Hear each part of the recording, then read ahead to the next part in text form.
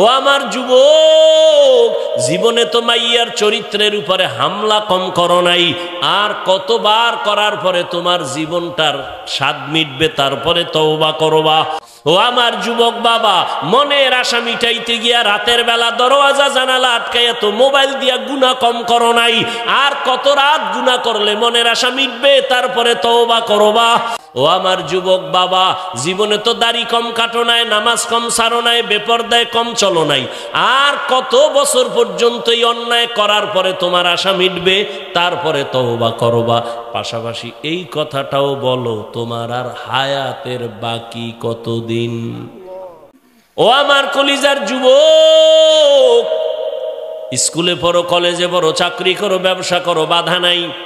আমি এতক্ষণ যতই বয়ান শুনাইছি একবারও বলি নাই স্কুল কলেজ বন্ধ করে মাদ্রাসায় যাও, আমার মতো টুপি লাগাইয়া হুজুর হও, একবারও বলি নাই।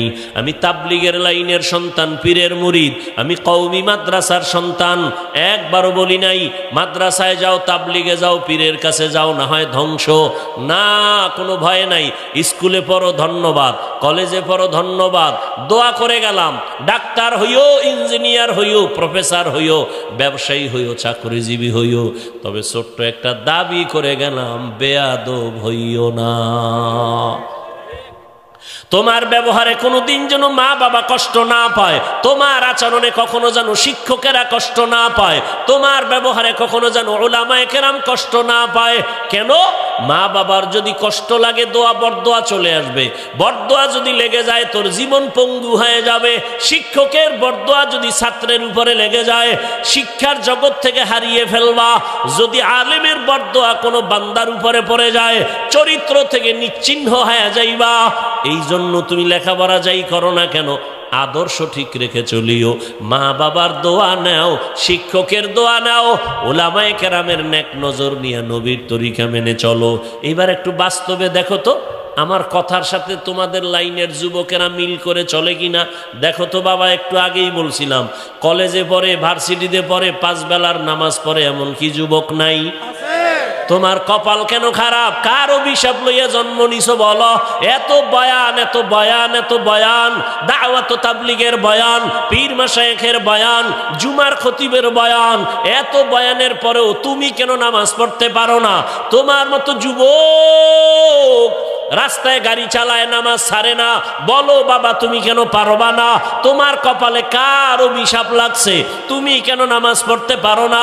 তোমার মতো যুবক নদীর মধ্যে মাছ ধরে, নামাজ ছাড়ে না, কৃষি কাজ করে, নামাজ ছাড়ে না, রডের ফ্যাক্টরিতে কাজ করে, নামাজ বাদ দেয় না, সিমেন্ট ফ্যাক্টরিতে কাজ করে, নামাজ ছাড়ে না।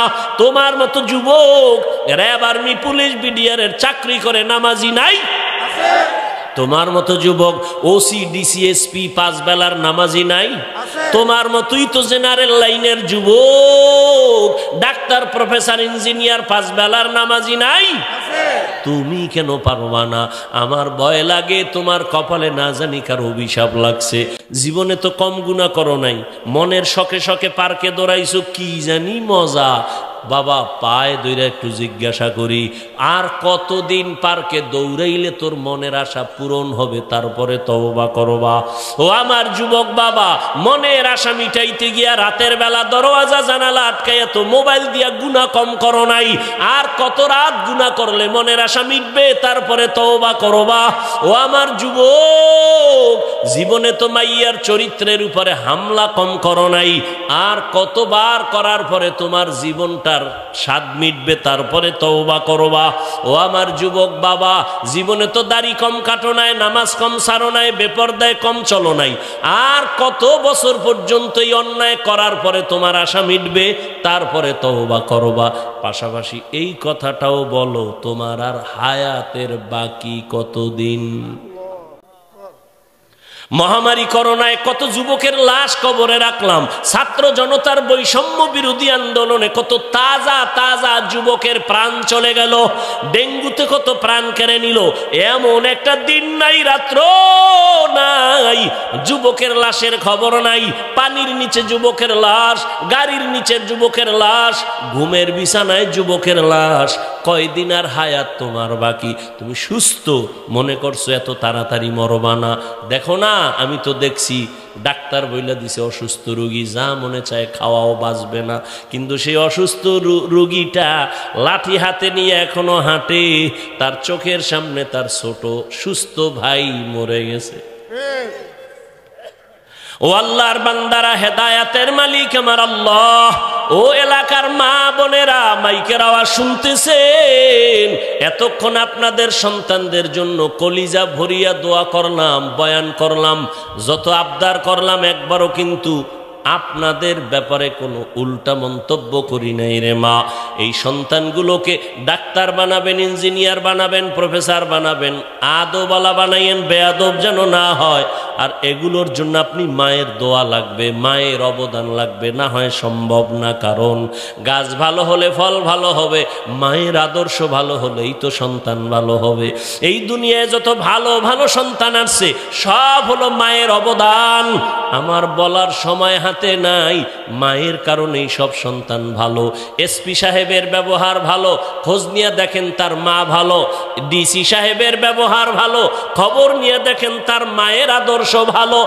একজন মেম্বারের আদর্শ ভালো, খোঁজ নিয়ে দেখবেন মায়ের আচরণ ভালো। একজন ডাক্তারের ব্যবহার ভালো, খবর নিয়ে দেখবেন তার মায়ের আদর্শ ভালো। মায়ের আদর্শের কারণেই সন্তান ভালো হয়।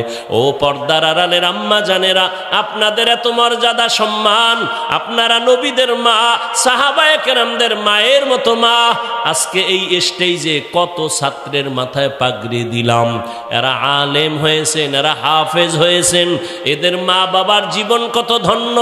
ও পর্দার আড়ালের মা, আপনার কি মনে চায় না একটা ভালো সন্তানের মা হয়ে কবরে যাবেন? কোরআন পড়াই একটা ওই ডাক্তার সন্তান ডাক্তারি করবে, কোরআন পড়িয়া নামাজ পড়িয়া আপনি মা বাবার জন্য দোয়া করতে ভুলবে না। এখনো সময় আছে, তওবা করেন। আপনার মতো কত মা এখনো আছে পর্দা করে, মোবাইলে চরিত্র নষ্ট করে না, নামাজ ছাড়ে না, বেপর্দায় চলে না, স্বামীর মাল খেয়ানত করে না, স্বামীর মাল হেফাজত করে, সন্তানগুলোকে ভালো বানাবার চেষ্টা করে। আম্মা জানের আপনারা কেন পারবেন না? এখনো সময় আছে, তওবা করেন। মনে মনে আল্লাহকে বলেন, হে মালিক, আর বেপর্দায় চলবো না, নামাজ ছাড়বো না, মোবাইলে সময় নষ্ট করব না, স্বামীর মালের খেয়ানত করব না, সন্তানগুলোকে আদর্শ সন্তান বানাবো। ও আমার যুবক বাবারা, তওবার নিয়ত করো। আবু জাহালের মতো কপাল পুরিও না, ওমরের মতো মেজাজ নিয়ে তওবা করে নাও। ওমরের মতো তৈরি হইয়া আল্লাহকে মনে মনে বলো, আল্লাহ, জীবনে এক পর্যায়ে গুনাহ তো কম করি নাই, মায়ের সাথে বেয়াদবি, বাবার সাথে বেয়াদবি, মুরব্বীদের সাথে বেয়াদবি, আলেমদের সাথে বেয়াদবি কম করি নাই। আজকে থেকে তওবার নিয়ত করে ফেললাম। জীবনে জেনারেল লাইনে পড়ি আর যাই করি, আমার মতো যুবক যদি একটা স্কুল কলেজে পড়ে নামাজ পড়ে, আমি কেন পারবো না? আমার মতো সন্তান ব্যবসা করে, চাকরি করে, নামাজ পড়ে, আমি কেন পারবো না? আজকে থেকে তৈরি হয়ে গেলাম, আর নামাজ ছাড়বো না, দাড়ি কাটবো না, বেপরদায় চলবো না, মা বাবার সাথে বেয়াদবি করবো না। শিক্ষকের দোয়া নিয়া, ওলামায়ে কেরামের পরামর্শ নিয়া, নবীজির আদর্শ নিয়া জীবন ভর চলবো, গুনাহের দিকে আর যাব না। তওবা নসিব যদি হয়, মুনাফিকি যদি না থাকে, খাঁটি তওবার নিয়ত যাদের আছে, দুটো হাত আল্লাহকে দেখাইয়া দাও। আয় আল্লাহ, হাতগুলো কবুল করে নেন, তওবা কবুল করে নেন, তওবার উপরে মজবুত হইয়া চলার মতো তৌফিক দান করেন। আমিন। আলহামদুলিল্লাহি রাব্বিল আলামিন।